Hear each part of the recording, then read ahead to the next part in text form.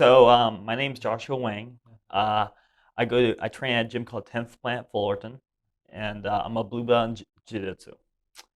So I want to talk a little bit about the lessons Jiu Jitsu taught me. So one of the things is everyone comes in with an ego. Everyone comes in thinking they're the shit.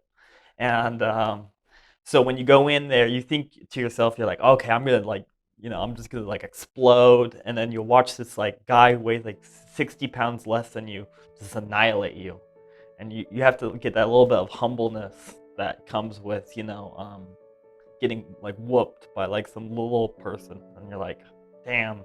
You go home, you're like trying to rethink, you know, uh, like what did I do wrong, or like maybe I'm not good at this.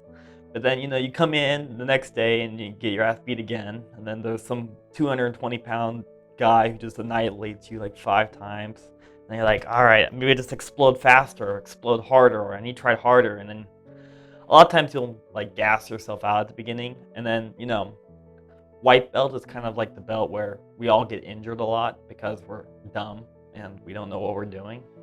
But as you start progressing, you discover first of all that you don't have to go 100%. It's not like a sprint, it's a marathon.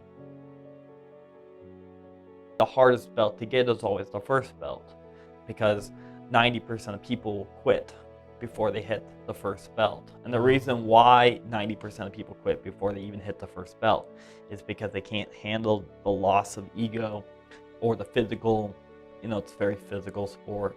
And so, or, things come up, right? But the biggest loss is the first belt, because it's just so hard for people to like stick through something when they're getting destroyed.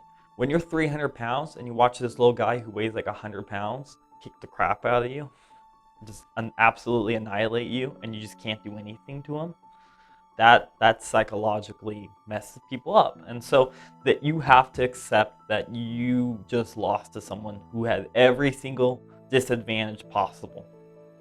And you're going to go into circumstances where you have every single disadvantage possible, and you accept the loss. But it's for that long-term gain. And at the beginning it's huge. You're doing everything wrong. Your whole existence is wrong. But then, as you progress, things become tighter, cleaner, more knowledgeable. I mean, for me, like, jiu-jitsu is a hobby, but it's also an accomplishment, right? It's something that every time you receive a belt, you know the years and, years and tears that went into that belt, right? It's that accomplishment. And I think that's when you achieve the most fullest life, is that. Because I could sit at home and eat popcorn. And yeah, I like popcorn, but you'll never have that fullest, like, if you truly love yourself, right, you're going to build the best you possible to see how far you really could have gone.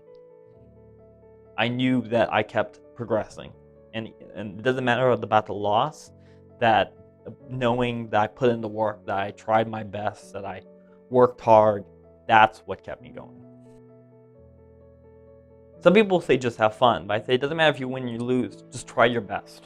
And if you try your best, you can't beat yourself up for your best. And just learn the lessons.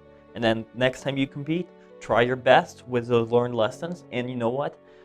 Reality speaks for itself. When you try hard and you put in the work, you will progress. And maybe not as fast as everyone else, but you will see yourself win.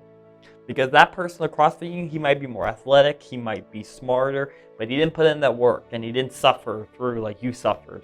And because of that, you might beat him.